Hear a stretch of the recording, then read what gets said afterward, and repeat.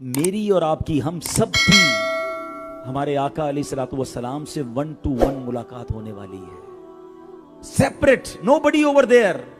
اگر آج میں آپ کو کہوں کہ جناب 1 مہینے بعد آپ کی وزیر اعظم سے ملاقات ہے، صدر سے ملاقات ہے، فلاں ملک کے لیڈر سے ملاقات ہے، آپ شاید نئے کپڑے سلوائیں گے، تیاری کریں گے، پوائنٹس لکھیں گے، یار 10 منٹ کی ملاقات ہے، کیا بات کرنی ہے۔ اللہ اکبر، غلام کی آقا سے ملاقات ہے، امتی کی نبی سے ملاقات ہے۔ ارے ساری زندگی جن کا نام لے کے جیتا رہا، جن پر درود پڑھتا رہا، ان سے ملاقات کی رات آنے والی ہے جب کوئی اور نہیں ہوگا، میں ہوں گا اور میرے آقا ہوں گے۔ پوچھو بریلی کے تاجدار سے اس ملاقات کے بارے میں کیا کہتے ہیں؟ کہتے ہیں جان دے دو وعدہ دیدار پر، جان دے دو وعدہ دیدار پر، نقد اپنا دام ہو ہی جائے گا۔ ارے حضور کی ملاقات کے لیے تو امتی انتظار کر رہا ہے، مگر سچ بتاؤ اگر اس 1 to 1 ملاقات میں آقا ناراض ہو گئے تو میں کدھر جاؤں گا؟ اگر انہوں نے کہا کہ تم تو میری سنتوں سے دور جیتے رہے، تم تو جھوٹ بولتے رہے، تم تو دھوکہ دیتے رہے، ملاوٹ کرتے رہے، حرام کماتے رہے، کدھر جاؤں گا میں؟ مجھے کوئی پرواہ نہیں کہ مارکیٹ کیا کرتی ہے، مجھے کوئی پرواہ نہیں لاہور پورا کیا کر رہا ہے۔ مجھے جب قبر میں جانا ہے نا تو میں نے اپنے آقا کو چہرہ دکھانا ہے۔ بی پریپیئر فار دیٹ ملاقات، اس میٹنگ کی تیاری کیجئے کہ وہاں شرمندگی نہیں ہونی چاہیے، وہاں میرے آقا مجھ سے ناراض نہیں ہونے چاہیے۔ تو اے میرے پیارے اسلامی بھائیوں، آج اس میلاد کے اجتماع میں کچھ نیت کر کے جانا ہے کہ یہ ریسپانسبلٹی لے لوں میں کہ مجھے دیکھ کر کبھی تو کوئی کہے کہ امتی ایسا ہے تو اس کے آقا کیسے ہو، کہ اب تو وہ مہینہ ہے، اب تو وہ دن آ رہے ہیں، سبحان اللہ، جو حضور علیہ السلام کی ولادت کا دن آ رہا ہے، نبی پاک کا برتھ ڈے آ رہا ہے نا۔ تو دنیا کا بھی دستور ہے کہ جب کسی کا برتھ ڈے ہوتا ہے ہم گفٹ دیتے ہیں، تحفہ دیتے ہیں، تو کیا ایک امتی کو حضور علیہ السلام کو گفٹ نہیں دینا؟ ان کی برتھ ڈے کا تحفہ نہیں دینا؟ کیا تحفہ دینا ہے؟ سبحان اللہ، کیا ہی اچھا ہو کہ ہم سب مل کر یہ نیت کریں کہ آج سے 12 ربیع الاول تک، کم از کم یہ جو 5-7 دن رہ گئے ہیں، ہم روزانہ 1200 بار درود پاک پڑھیں۔ دیکھیں درود پاک بڑے مختصر بھی ہے نا، الصلاۃ والسلام علیک یا رسول اللہ صلی اللہ تعالی علی محمد صلی اللہ علیہ وسلم، ویری شارٹ درود پاک، 2 سیکنڈ میں ایک درود پاک ہو جاتا ہے۔ تو اگر کم از کم 12 ربیع الاول تک کثرت سے درود پاک پڑھ کر ہم حضور کی بارگاہ میں ان کی ولادت کا تحفہ دیں، تو ہمیشہ یہ یاد رکھیے کہ غلام، فقیر، مسکین اپنی اوقات کے مطابق تحفہ دیتا ہے، مگر جب بادشاہ کو تحفہ جاتا ہے نا تو بادشاہ اپنی شان کے مطابق تحفہ دیتا ہے۔ تو ہم جب حضور کی بارگاہ میں تحفہ پیش کریں گے تو وہاں سے جو ملنا ہے نا وہ ہماری سوچ سے بھی بڑھ کر ہے، اور وہ عطائیں کیسی ہیں؟ امام عشق و محبت، مجدد دین و ملت، اعلیٰ حضرت امام اہل سنت فرماتے ہیں کہ حضور کی عطاؤں کا عالم یہ ہے کہ میرے کریم سے گر قطرہ کسی نے مانگا، میرے کریم سے گر قطرہ کسی نے مانگا، دریا بہا دیے ہیں، در بے بہا دیے ہیں۔ تو آج میں بھی نیت کر لیتا ہوں، آپ بھی نیت کر لیں کہ انشاءاللہ روزانہ کثرت کے ساتھ درود پاک پڑھیں گے، محبت کے ساتھ بآواز بلند درود پاک پڑھ لیں۔ صلو علی الحبیب صلی اللہ تعالی علی محمد صلی اللہ علیہ وسلم۔ حضور علیہ السلام کا ذکر خیر کرنا ہے، ان کی ولادت کا مہینہ ہے، ان کی شان اللہ نے کیسی بنائی۔ شاعر مشرق لکھتے ہیں لوح بھی تو قلم بھی تو تیرا وجود الکتاب، گنبدے آبگینہ رنگ تیرے محیط میں حباب، عالم آب و خاک میں تیرے ظہور سے فروغ، ذرہ ریگ کو دیا تو نے طلوع آفتاب، شوکت سنجر و سلیم تیرے جلال کی نمود، فکر جنید و بایزید تیرا جمال بے نقاب، شوق اگر تیرا نہ ہو میری نماز کا امام، میرا قیام بھی حجاب، میرا سجود بھی حجاب، تیری نگاہ ناز سے دونوں مراد پا گئے، عقل غیاب و جستجو، عشق حضور و اضطراب۔ اللہ اکبر۔ ایک جگہ لکھتے ہیں کی محمد سے وفا تو نے تو ہم تیرے ہیں، یہ جہاں چیز ہے کیا، لوح و قلم تیرے ہیں۔ حضور سے محبت کر لیں تو سبحان اللہ پھر سب کچھ حاصل ہو جاتا ہے۔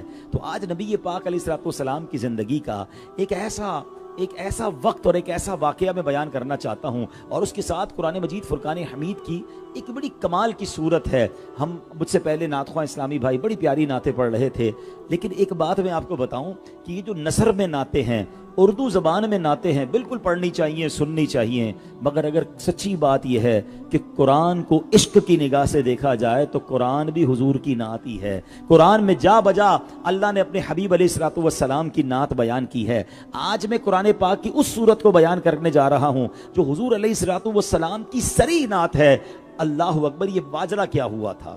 ماجرا یہ ہوا کہ جب پہلی وحی نبی پاک علیہ الصلوۃ والسلام پر نازل ہوئی، آپ کو یاد ہوگا کہ وہ 40 سال کی عمر مبارک تھی اور غار حرا میں پہلی وحی نازل ہوئی۔ اچھا، اب وحی نازل ہونے کے بعد کچھ دنوں تک وقفہ آ گیا، گیپ آ گیا۔ جبریل امین جو تھے وہ حضور کی بارگاہ میں حاضر نہیں ہو رہے تھے۔ اب کفار مکہ کو یہ پتہ چل گیا اور انہوں نے کہا کہ محمد علیہ الصلوۃ والسلام کے رب نے ان کو چھوڑ دیا ہے، جبھی تو ان پر کوئی پیغام نہیں آ رہا، کوئی وحی نہیں آ رہی۔ اللہ اکبر! حضور کے دل پر غم گزرا۔ یہ جو تانا تھا، یہ جو جس کو کہ آبجیکشن تھا، یہ حضور کے دل پر گراں گزرا، اور نبی پاک کے دل پر غم گزرے، حضور علیہ الصلوۃ والسلام پر کوئی چیز گراں گزرے، یہ رب کو کب گوارا ہے؟ تو سبحان اللہ، اعتراض نبی پاک پر تھا، مگر جب جواب رب قرآن میں دے رہا ہے۔ اب ذرا سورت سنیے گا قرآن کی، کئی بار سنی ہوگی، مگر شاید اس انداز سے سورت کو، اس کے ترجمے کو اور اس کی تفصیل کو آپ سنیں گے تو انشاءاللہ ایمان تازہ ہو جائے گا۔ میں چاہوں گا کہ آپ سب کی توجہ میری طرف رہے، جو مجھے لائیو سن رہے ہیں وہ بھی کچھ دیر کے لیے کام کاج چھوڑ کر توجہ سے قرآن پاک کی سورت کو، اس تفسیر کو سنیں اور ایمان کو تازہ کریں کہ اللہ کے حبیب علیہ الصلوۃ والسلام کی شان رب میں، قرآن میں رب کیسے بیان فرما رہا ہے۔ اب ذرا ایک بات پہلے سمجھیے گا، اسلوب دیکھیے گا، the beautiful style of this سورہ۔ آپ کے گھر میں کوئی بچہ غمزدہ ہو، کوئی بچہ ہو، کوئی چھوٹا بھائی ہو، تکلیف میں ہو، تو جب آپ اس کے پاس اس کی تکلیف کو دور کرنے، اس کی دل جوئی کرنے جاتے ہیں تو پہلے آپ اس کی تعریف کرتے ہیں، پہلے اس کے لیے کوئی اچھی باتیں کرتے ہیں تاکہ اس کا دل ہلکا ہو جائے۔ سبحان اللہ! قرآن اس سورت کی ابتدا کیسے کر رہا ہے؟ بسم اللہ الرحمن الرحیم، والضحیٰ واللیل اذا سجا۔ ہائے ہائے ہائے! رب عز و جل اپنے حبیب کی شان کیسے بیان فرما رہا ہے؟ کیونکہ محبوب کا دل غم زدہ ہے نا، محبوب کے دل پر اعتراض کیا گیا ہے کہ رب نے چھوڑ دیا اپنے حبیب کو، تو اللہ اپنے محبوب کی شان کیسے بیان کر رہا ہے؟ والضحیٰ واللیل اذا سجا۔ سبحان اللہ! اس کا مطلب کیا ہے؟ چڑھتے دن کے وقت کی قسم، واللیل اذا سجا، اور رات کی جب وہ ڈھانپ دے۔ علماء کہتے ہیں والضحیٰ سے مراد نبی پاک کے روشن چہرے کا ذکر ہو رہا ہے، اور واللیل اذا سجا میں حضور کی کالی زلفوں کا ذکر ہے۔ گویا سبحان اللہ، رب چہرے کی قسم بھی کھا رہا ہے اور نبی پاک کی مبارک زلفوں کی قسم اٹھا رہا ہے، اور اب ان کافروں کو جواب دیا جا رہا ہے، ما ودعک ربک وما قلا۔ فرمایا تمہارے رب نے نہ تمہیں چھوڑا ہے نہ ناپسند کیا ہے۔ کافر کہتے تھے نا کہ وحی نہیں آ رہی، پیغام نہیں آ رہا، لگتا ہے رب نے اپنے نبی کو چھوڑ دیا ہے۔ جواب رب قرآن میں دے رہا ہے، ما ودعک ربک وما قلا، تمہارے رب نے نہ تمہیں چھوڑا ہے اور نہ ناپسند کیا ہے۔ اب اگلی دو آیتوں پر نظر رکھیے گا۔ جو میں نے ایک جملہ کہا تھا نا کہ قرآن پوری نعت ہے، قرآن میں جگہ جگہ حضور کا ذکر کس شاندار انداز میں ہے۔ اب رب عز و جل نے نبی پاک کو کیا دل جوئی کا سامان کیا، کیا شان بیان کی۔ فرمایا وَلَلْآخِرَةُ خَيْرٌ لَكَ مِنَ الْأُولَى۔ What is the meaning of that ayat؟ یہ کمال کی نعت ہے۔ اللہ فرماتا ہے بے شک اور بے شک تمہارے لیے ہر پچھلی گھڑی پہلی سے بہتر ہے۔ اللہ اکبر! یعنی نبی پاک علیہ الصلوۃ والسلام کا ہر آنے والا لمحہ آپ کے پچھلے لمحے سے بہتر ہے۔ ہر گھڑی میرے آقا کے درجے بلند ہو رہے ہیں، آپ کی شان بلند ہو رہی ہے۔ ذرا غور کیجئے، 1500 سال پہلے کی اگر بات کریں تو میرے نبی کی شان کا عالم، بلکہ اور تھوڑا پیچھے چلتے ہیں، بچپنے مصطفیٰ میں چلے جاتے ہیں، جب نبی پاک جھولے میں ہیں، شان کا عالم، مقام کا عالم اور عروج کا عالم کیا تھا؟ حضرت عباس رضی اللہ تعالیٰ عنہ، یہ نبی پاک کے چچا ہیں اور یہ بہت بعد میں ایمان لائے۔ مگر ایمان لانے کے وقت انہوں نے نبی پاک سے کہا کہ حضور میرے ایمان لانے کا ایک سبب یہ بھی ہے کہ جب آپ چھوٹی عمر میں بچپن میں جھولے میں تھے نا تو میں نے دیکھا تھا کہ آپ جھولے میں رہ کر انگلی سے اشارے کیا کرتے تھے، اور میں نے اس اشارے کو جب اوپر دیکھا تو جدھر جدھر آپ اشارہ کرتے تھے چاند اس طرف چلا جاتا تھا،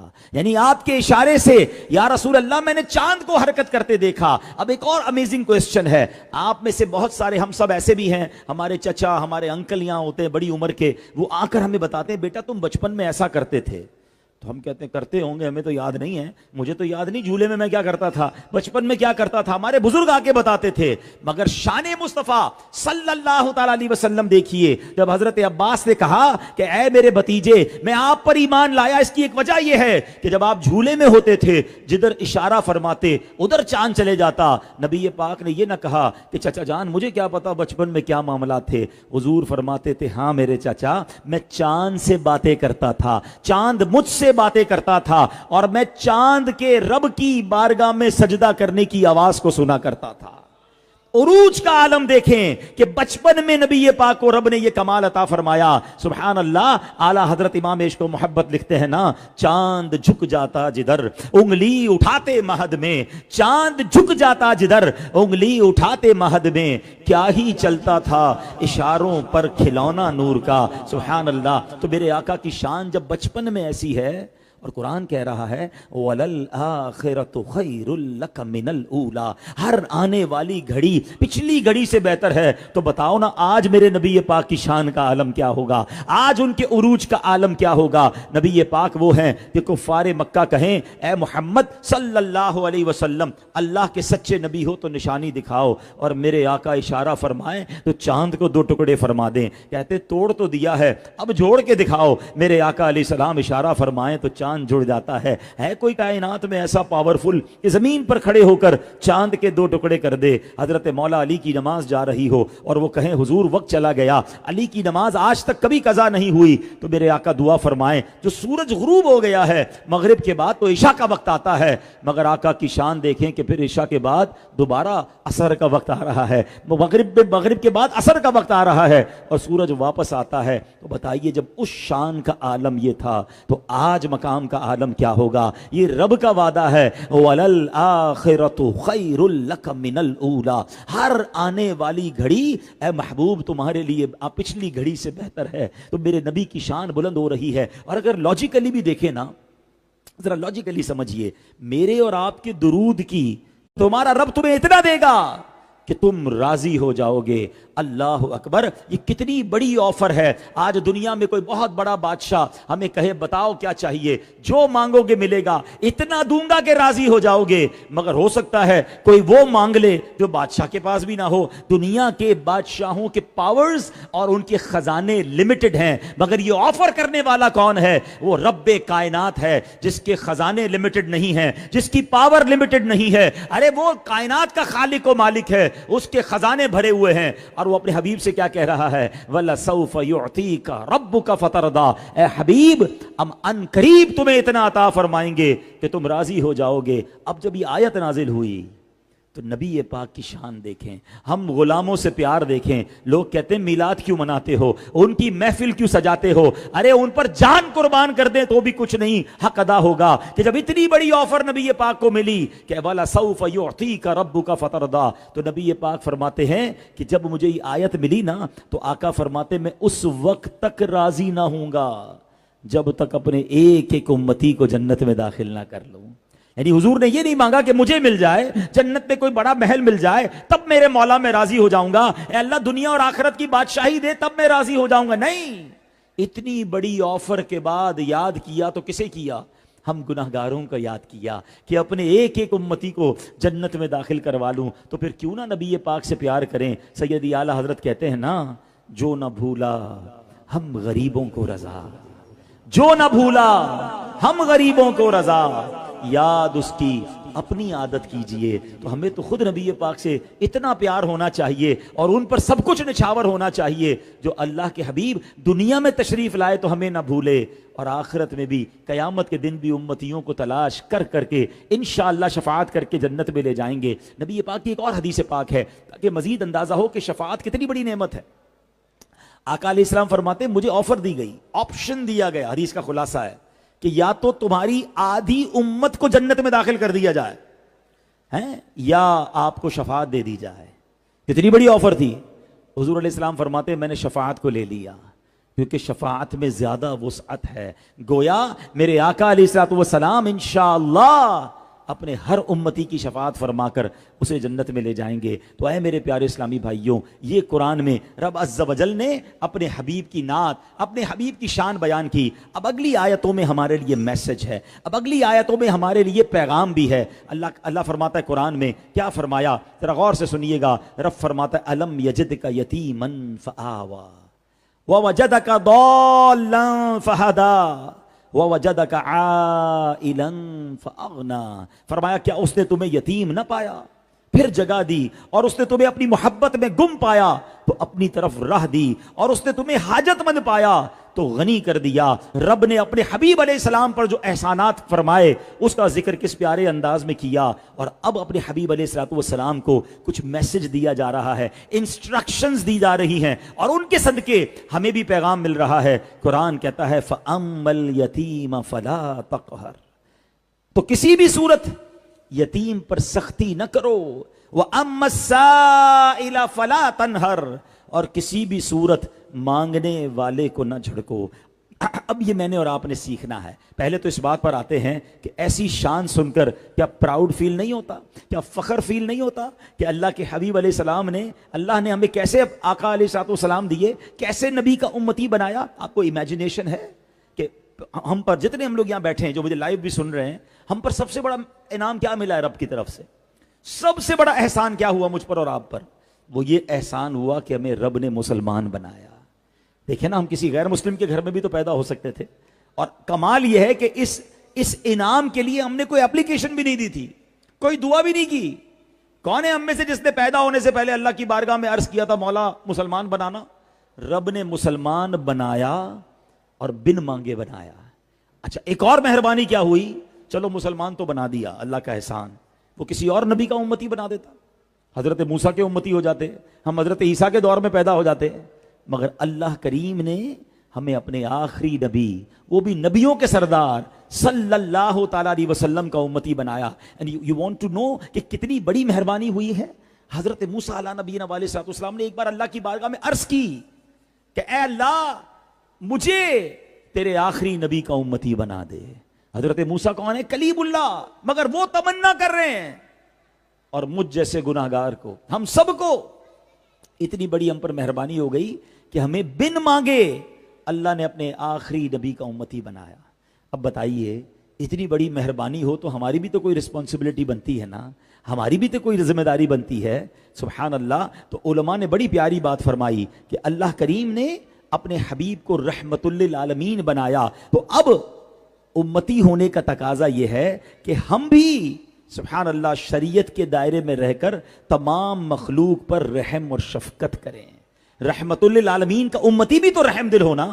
اچھا، علماء نے بڑی کمال کی بات فرمائی کہ جناب رحم دلی کتنی ہونی چاہیے۔ پہلے ایک بات سنیے گا، علامہ حضرت ابو موسیٰ اشعری رحمۃ اللہ تعالی سے روایت ہے، بیٹا اگر آپ بیٹھ جائیں نا تو ذرا ایزی ہو جائے گا۔ حضرت ابو موسیٰ اشعری رحمۃ اللہ تعالی سے روایت ہے کہ دو جہاں کے تاجدار صلی اللہ علیہ وسلم نے فرمایا لا تدخلوا الجنۃ حتی تراحموا، یعنی تم اس وقت تک جنت میں داخل نہیں ہو سکتے جب تک آپس میں رحم دل نہ ہو جاؤ۔ جنت میں جانا ہے نا، تو جنت میں جانے کے لیے کنڈیشن کیا ہے؟ اس وقت تک جنت میں داخل نہیں ہو سکتے جب تک آپس میں رحم دل نہیں ہو جاؤ۔ تو صحابہ کرام نے عرض کی یا رسول اللہ کلنا رحیم، یعنی ہم تو سب رحم کرنے والے ہیں۔ فرمایا مطلب یہ نہیں کہ کوئی دوست تم پر رحم کرے، بلکہ اس سے مراد رحمت عامہ ہے، یعنی تمام مخلوق، انسان، جانور، مکھی، چیونٹی، سب کے لیے رحم دل ہو جاؤ۔ تو کیا ہم رحم دل ہیں؟ ہم نرم ہیں، مگر اپنے دوستوں کے لیے، اپنی فیملی کے لیے، اپنے کاروباری لنکس والوں کے لیے، کیا باقی مسلمانوں کے لیے نرم ہے؟ کیا باقی انسانوں کے لیے نرم ہے؟ کیا جانوروں کے لیے ہمارے دل میں رحم دلی ہے؟ غور کرنا ہے۔ جب رحمت للعالمین کا امتی ہوں میں، تو پھر میں سب کے لیے رحم دل ہونا چاہیے، جس کو جانوں جس کو نہ جانوں، باقی مسلمانوں باقی انسانوں کا بھی خیال رکھوں۔ اللہ اکبر۔ امام شارانی فرماتے ہیں مخلوقات میں سے ہر ایک، اب سوال ہوا کہ کتنا رحم دل ہو، تو کیا پیارا جواب دیا، فرمایا ہر ایک خود اپنے حق میں جتنا رحم دل ہوتا ہے نا، اتنا ہم اس باقی لوگوں کے لیے بھی رحم دل ہو جائیں. یہ وراثت مصطفیٰ ہے. انہوں نے بڑی پیاری مثال دی کہ اپنے آپ کو آپ چانٹا ماریں، جتنا زور سے بھی ہاتھ آئے گا نا یہاں آ کے سلو ہو جائے گا. آپ اپنے آپ کو زور سے تھپڑ نہیں مار سکتے کیونکہ آپ اپنے لیے رحم دل ہیں. تو کیا یہی رحم دوسروں کے لیے ہے؟ میرا کام پورا ہو جائے، اگلے کا بیڑا غرق ہو جائے. کاروبار کرتے وقت کیا سوچ رہے ہوتے ہیں، میرا مال بکنا چاہیے، میرا سودا صحیح ہونا چاہیے، میرا کاروبار ٹھیک ہونا چاہیے، چاہے مارکیٹ کے باقی لوگوں کا بیڑا غرق ہو. نہیں، وراثت مصطفیٰ یہ ہے، امتی ہونے کا تقاضا یہ ہے کہ جو میں اپنے لیے پسند کرتا ہوں وہ دوسروں کے لیے بھی پسند کروں. یہ ہم نے بات آج سیکھ کر جانی ہے. میلاد مصطفیٰ صلی اللہ علیہ وسلم کا پہلا پیغام لے کر جائیں. بلکہ حدیث کا خلاصہ ہے کہ بہترین مومن وہ ہے، کامل مومن وہ ہے جو اپنے لیے پسند کرتا ہے وہ دوسروں کے لیے پسند کرتا ہے. ہم میں سے کون ہے جو پسند کرتا ہے میرے ساتھ دھوکا ہو جائے؟ کون ہے جو پسند کرتا ہے میری بے عزتی کی جائے؟ کون ہے جو پسند کرتا ہے کہ مجھے میری غلطی ہو تو معاف نہ کیا جائے؟ کون ہے پسند کرتا ہے کہ میرے ساتھ چیٹنگ کی جائے؟ ہم میں سے کوئی نہیں چاہتا. تو آپ بھی یہ چاہیں کہ ہم بھی کسی کے ساتھ نہ ہونے دیں. جو میرے ساتھ میں پسند نہیں کرتا وہ دوسرے کے ساتھ نہ ہونے دوں. جو اپنے لیے پسند کرتا ہوں میں چاہوں کہ دوسرے مسلمان، دوسرے بھائی، دوسرے میرے جو سمجھے مسلمان بھائی بہن ہیں ان کے ساتھ بھی ایسا. آپ یہ کرنا شروع کر دیں، آپ بلیو کریں آپ کی اپنی زندگی آسان ہو جائے گی. کئی لوگ ملتے ہیں کہتے ہیں جناب میرے دوست کم بنتے ہیں، میرے ساتھ لوگ تعاون نہیں کرتے، مجھ سے ملتے کم ہیں، مجھ سے پیار کم کرتے ہیں. بعض اوقات وہ اپنی ہی شکایت کر رہے ہوتے ہیں کہ اپنے اندر چیک کر لیں ایسی کیا بات ہے لوگ آپ کے دوست نہیں بن رہے، آپ سے محبت سے کیوں بات نہیں کر رہے، آپ کے لیے آسانیاں کیوں نہیں کر رہے. ہمیشہ یاد رکھیں عزت کا فارمولہ یہی ہے، آپ عزت دیں گے تو عزت ملے گی، آپ پیار دیں گے تو پیار ملے گا، آپ لوگوں کے لیے زندگی آسان کریں گے تو دنیا پلکیں بچھائیں گی. آپ کہیں میں سخت رہوں، میں جناب اپنی مرضی چلاؤں اور باقی سارے میرا آرڈر مانے، ایسا نہیں ہوگا. ہاں what goes around comes around, جیسی کرو گے ویسی بھرو گے. آپ پیار دینا تو شروع کریں. پیار وہ چیز ہے، محبت وہ چیز ہے. آپ جانور کے بچے کو پیار دیں وہ گود میں بیٹھ جائے گا آپ کی. یار جب جانور کا بچہ پیار سے آپ کے قریب آ جاتا ہے تو انسان کو تو پیار دے دیں. لیکن ہم نے اپنے پیار کی سیگریگیشن کی ہوئی ہے. میری عزت، میری رسپیکٹ، میرا پیار پیسے والوں کے لیے ہے، اپنے سٹینڈرڈ کے لوگوں کے لیے ہے، اپنے جناب گاؤں قبیلے والوں کے لیے ہے. عام مسلمان اور عام ملازمین کے لیے انداز ہی الگ ہے. نہ کریں ایسا. ہمارے کسٹمر، ہمارے آفس پر، ہماری فیکٹری پر جب کوئی کسٹمر آتا ہے کس طرح ڈیل کرتے ہیں؟ آئیے بیٹھے، ماشاءاللہ کیسے ہیں، ٹھیک ہیں، کھانا کھلاؤں آپ کو، چائے پیئیں گے، کتنا پیار ہے، بہت اچھی بات ہے. مگر جب یہ آپ کی پارٹی، آپ کا کسٹمر اٹھ کے جاتا ہے تو اس کے بعد جو ملازم کھڑا ہے اس کے لیے کیا انداز ہے؟ ساری مسکراہٹ غائب، پھر سختی، پھر وہی گالا گلوچ. نہیں، ہم مسلمان سارے ایکول ہیں. اسلام مساوات سکھاتا ہے. بلکہ ایک حدیث سن لیجئے، میرے آقا فرماتے من آذا مسلمن فقط آذانی، جس نے کسی مسلمان کو تکلیف دی. اس میں یہ کیٹیگری نہیں بیان ہوئی کہ رشتہ دار کو دی، کاروباری لوگوں کو دی، پیسے والوں کو دی. نہیں، ہو سو ایور مسلم، من آذا مسلمن، جس نے کسی مسلمان کو تکلیف دی. آقا کیا فرما رہے ہیں؟ فقط آذانی، اس نے مجھے تکلیف دی. اور آگے فرماتے ومن آذانی، جس نے مجھے تکلیف دی، فقط آذ اللہ، اس نے اللہ کو تکلیف دی. اب یہ ٹھیلے پر جانے والا، بس کا کنڈکٹر کیوں نہ ہو، میرے آفس کا دروازہ کھولنے والا کیوں نہ ہو، وہ مسجد میں پوچھا لگانے والا خادم کیوں نہ ہو، I have no right کہ میں اس کو تکلیف دوں. بعض اوقات یہ ماشاءاللہ ہماری دعوتوں میں ویٹر ہوتے ہیں، ہمارے بھائی ہیں، اللہ نے ان کو غریب بنایا، اس میں ان کا کیا قصور ہے؟ لیکن ہم اگر ان کو ڈی گریڈ کریں گے، ان کو معاذ اللہ چھوٹی سی غلطی پر ڈانٹنا شروع کر دیں گے، تھپڑ مار دیتے ہیں. ہاں اب تو ملازمین کو جو منہ میں آتا ہے لوگ کہتے ہیں. ایک برتن گر گیا اس کو گالی دے دی.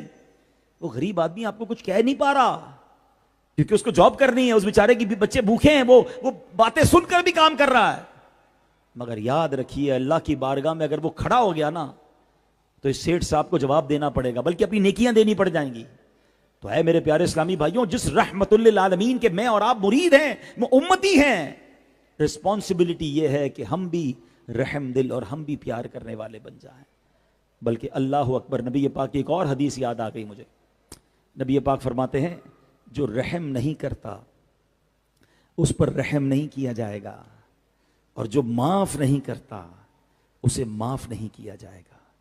اب غور کر لیں، میں آج اپنی بیوی پر، اپنے رشتہ داروں پر، اپنے ملازمین پر، غریب لوگوں پر رحم نہیں کھاتا، جب غلطی کرتے چھوڑتا نہیں ان کو، تو پھر تیار ہو جاؤ کہ قیامت کے دن اگر مجھے بھی معاف نہیں کیا گیا، میری بھی پکڑ کر لی گئی، مجھ پر بھی رحم نہیں کیا گیا، تو میں کدھر جاؤں گا؟ تو آج کاش ہم یہ پیغام لے کر جائیں کہ سب کا بھلا، سب کی خیر، سب کے بھلے میں اپنی خیر، دوسروں کو بھلا سوچنا شروع کر دیں۔ نبی پاک رحمت للعالمین ہے نا، تو مجھے ایک رسپانسبلٹی آج لیتے ہیں، میں بھی لیتا ہوں، آپ بھی سوچیں یار میں ایسا امتی تو کم از کم بن جاؤں نا کہ مجھے دیکھ کر کوئی کہے یار امتی ایسا ہے تو اس کے نبی کیسے ہوں گے، امتی ایسا سچا ہے اس کے نبی کیسے سچے ہوں گے، امتی اتنا ایماندار ہے اس کے نبی کیسے ایماندار ہوں گے، امتی کا اخلاق اتنا اچھا ہے تو اس کے آقا کا اخلاق کیسا ہوگا۔ بٹ سچ بتاؤ کیا ہم ایسے بن گئے؟ انفارچونیٹلی آج تو مسلمان کو دیکھ کر لوگ اسلام کو برا بھلا کہہ رہے ہیں، نہیں بھائی مسلمانوں سے کام مت کرنا، جھوٹ بہت بولتے ہیں، کاروبار کرنے میں دھوکہ دے دیں گے۔ آج مسلمان خود اپنے ملک میں، پاکستان میں ہم رہتے ہیں، ہمیں امپورٹڈ دوائیوں پر اعتماد زیادہ ہے، ہم کہتے ہیں یار پاکستانی دوائی لیں گے پتہ نہیں ملاوٹ نہ ہو۔ سچ بتاؤ یار یہ کدھر لے گئے ہم اپنے اسلام کو، اپنے مسلمانوں کے تشخص کو۔ میرے آقا وہ ہیں صلی اللہ علیہ وسلم، کفار اپنی امانتیں ان کے پاس رکھواتے تھے۔ حضور کا لقب کیا تھا؟ صادق، امین۔ کون لقب؟ یہ لقب کس نے دیا؟ یہ کفار نے دیا تھا جو ایمان نہیں لاتے تھے، مگر امانتیں حضور کے پاس رکھواتے تھے۔ ان کے کفار ان کی صداقت کی گواہی دیں، غیر مسلم ان کی امانت کی گواہی دیں، اور میرا مسلمان بھائی مجھ سے ڈر رہا ہو کہ یار پیسے دوں گا پتہ نہیں واپس ملیں گے کہ نہیں، سوچ سمجھ کے کاروبار کرنا بھائی، مجھے بھی دھوکہ ملا ہے۔ اگر میرے بارے میں کوئی یہ کہہ رہا ہے تو میں کیسا مسلمان ہوں؟ کیا نبی پاک کی بارگاہ میں حاضر نہیں ہونا؟ ابھی تو شفاعت کی بات کی میں نے، شفاعت لینے حضور کے پاس ہی تو جانا ہے۔ لیکن اگر حضور علیہ الصلوۃ والسلام نے یہ فرما دیا کہ تم نے دنیا میں رہ کر میرے دین کا نام روشن کیا یا برباد کیا۔ اچھا اب ایسی باتیں جب ہم کرتے ہیں نا بیان میں، تو بعض اوقات شیطان کان میں بات ڈال رہا ہوتا ہے، یار مولانا صاحب باتیں تو بڑی اچھی کر رہے ہیں لیکن سارے ہی لوگ جھوٹ بول رہے ہیں، سارے ہی لوگ ملاوٹ کر رہے ہیں، میرے اکیلے سے کیا ہوگا؟ میں اکیلا ٹھیک ہو جاؤں گا تو کیا ہوگا؟ یہ باتیں دماغ میں شیطان ڈالتا ہے، ساری مارکیٹ غلط کر رہی ہے، میں ٹھیک کروں گا تو میرے اس سے کیا فرق پڑے گا؟ دیکھیں مجھے ایک بات کا جواب دیں، قبر کے اندر پوری مارکیٹ کو لے کے جانا ہے؟ سارے لاہور والے ساتھ چلیں گے آپ کی قبر میں؟